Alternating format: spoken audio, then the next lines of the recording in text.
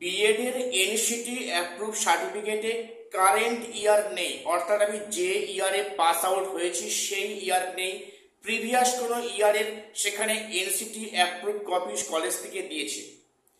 তো সেখানে কি আমার কোনো সমস্যা হবে না? আমি 9-10 ক্যান্ডিডেট, এই প্রশ্নটা একজন করেছো, আমি তার প্রশ্নে অবশ্যই উত্তর দেব, বা এই জাতীয় অনেকেই প্রশ্ন করছো এনসিটি সার্টিফিকেট সংক্রান্ত, আমি আজকে সে নিয়ে আলোচনা করছি। পাশাপাশি বলবো যে একাদশ দ্বাদশের সেকেন্ড ফেজ কাউন্সেলিং বা ওয়েটিং কাউন্সেলিং ঠিক কবে থেকে শুরু হচ্ছে, এবং নবম দশমের ইংলিশ সাবজেক্টের ভেরিফিকেশান কবে থেকে শুরু হবে। আমি আজকে এই তিনটে গুরুত্বপূর্ণ বিষয়ে ডিসকাস করব। চ্যানেলটা সাবস্ক্রাইব করে রাখবে এসএসসি এবং পিএসসি গুরুত্বপূর্ণ আপডেট পাওয়ার জন্য। প্রথম বলি, যিনি প্রশ্নটা আমাকে করেছেন যে বিএড এর এনসিটি অ্যাপ্রুভ সার্টিফিকেটে যে ইয়ারে পাস আউট করেছি সেই ইয়ারটা উল্লেখ নেই, প্রিভিয়াস কোনো ইয়ার উল্লেখ আছে, যেই কলেজটা এনসিটি অ্যাপ্রুভ কলেজ পার্টিকুলার সেই ইয়ারের নেই, তাহলে কি সেক্ষেত্রে বোনাফাইড সার্টিফিকেট লাগবে? প্রথম বলে রাখি, এই যে এনসিটি অ্যাপ্রুভ কপি কিন্তু সবাই লাগছে, সে বেঙ্গল কি আর বাইরে নন বেঙ্গল কি। বিশেষ করে যারা মানে ওয়েস্ট বেঙ্গলের বাইরে থেকে বিএড করেছো কোনো প্রাইভেট কলেজ থেকে, সেখানে কিন্তু ভালো করে থরলি চেক আপ করা হচ্ছে যে আদৌ ওই কলেজটা ওই ইয়ারে এনসিটি অ্যাপ্রুভ ছিল কিনা। যদি তোমার ওয়েস্ট বেঙ্গলে কোনো কলেজ থেকে হয় তাহলে কিন্তু এতটাও চেক করছে না, মোটামুটি ফাইনাল ইয়ার সার্টিফিকেট বা সেক্ষেত্রে প্রভিশনাল সার্টিফিকেট এবং এনসিটি অ্যাপ্রুভ কপিটা দেখে ছেড়ে দিচ্ছে।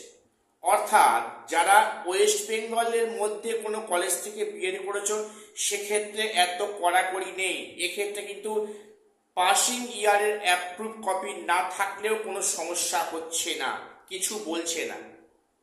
কিন্তু যেটা সমস্যা করছে, যারা ওয়েস্ট বেঙ্গলের বাইরে কোনো প্রাইভেট কলেজ থেকে বিএড করেছো সেখানে অবশ্যই তুমি যে ইয়ারের পাস আউট হয়েছো সেই ইয়ারের এনসিটি অ্যাপ্রুভ কপি চাইছে বা লাগছে।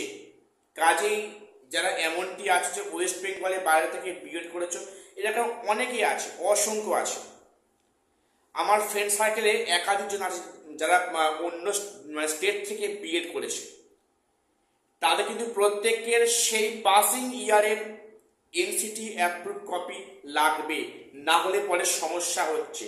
দেখো, সমস্যা মানে এই নয় যে তোমার চাকরি হবে না, তোমার যদি সেই কলেজ যদি অ্যাকচুয়ালি এনসিটি আন্ডারে হয়, যদি ফেক না হয়, তোমার চাকরি কেউ কেড়ে দিতে পারবে না। কাজেই তোমরা যারা নন বেঙ্গল থেকে বিএড করেছো, তোমরা অবশ্যই পার্টিকুলার পাসিং ইয়ারের এনসিটি অর্ডার কপিটা আমার চেষ্টা করো, ওটা লাগছে, না হলে পরে একটু সমস্যা করছে সাময়িক।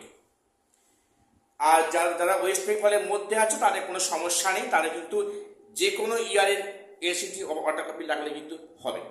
এবং এটাও সঠিক খবর যে যারা নন বেঙ্গল থেকে, যারা ওয়েস্ট বেঙ্গল, যারা বাইরে থেকে বিএড করেছো তাদের কিন্তু সেক্ষেত্রে ফাইনাল ইয়ার সার্টিফিকেট লাগছে, এটাও মনে রাখো। এই প্রশ্নটি উল্লেখ করে দিলাম, আশা করছি আমি তার উত্তর আমি দিতে পেরেছি। এবং সেকেন্ড কোশ্চেনটা যে একাদশ দ্বাদশের সেকেন্ড ফেজ কাউন্সেলিং বা ওয়েটিং কাউন্সেলিং ঠিক কবে থেকে শুরু হচ্ছে। একটা কথা বলে রাখি, ফার্স্ট ফেজের এখন পার্ট 4 কাউন্সেলিং শুরু হচ্ছে আজ থেকে, আজকে 20 তারিখ। তো সেখানে বেসিক্যালি সম্ভবত 4টে সাবজেক্টে কাউন্সেলিং আজ থেকে শুরু হচ্ছে। তো মানে ফার্স্ট ফেজের যতগুলো পার্ট হয়, ফার্স্ট ফেজের যখন সমস্ত সাবজেক্টের কাউন্সেলিং হয়ে যাবে, তারপর কিন্তু সেকেন্ড ফেজ কাউন্সেলিং শুরু হবে। অর্থাৎ এক্ষুনি বললে এক্ষুনি নয়, মোটামুটি ধরে রাখো একটা টাইম লাইন মানে বলে দিচ্ছি, মে মাসের মাঝামাঝি নাগাদ 11-12 ফার্স্ট ফেজ সব সাবজেক্টের কাউন্সেলিং ওভারঅল হয়ে যাবে। এবং তারপরে কিন্তু সেক্ষেত্রে নবম দশমের ইন্টারভিউ কাজ শুরু হবে, এবং তার পরে পরেই কিন্তু সেকেন্ড ফেজ কাউন্সেলিং পার্টে পার্টে ডাকবে। এমনটা নয় যে হিস্ট্রি সাবজেক্টে সাপোজ সেখানে 120টা সিট আছে, ভ্যাকান্সি আছে, তুমি সেখানে 120 ডাকবে না, সেখানে হয়তো প্রথম ডাকলো 60 জনকে, তারপরে ডাকলো 20 জনকে, তারপরে ডাকলো এরকম 40 জনকে, পার্টে পার্টে ডাকবে। কোনো একটা সাবজেক্টে কিন্তু একদিনের সঙ্গে ডাকবে না, পার্টে পার্টে ডাকবে, এটাই পরিষ্কার হিসাব।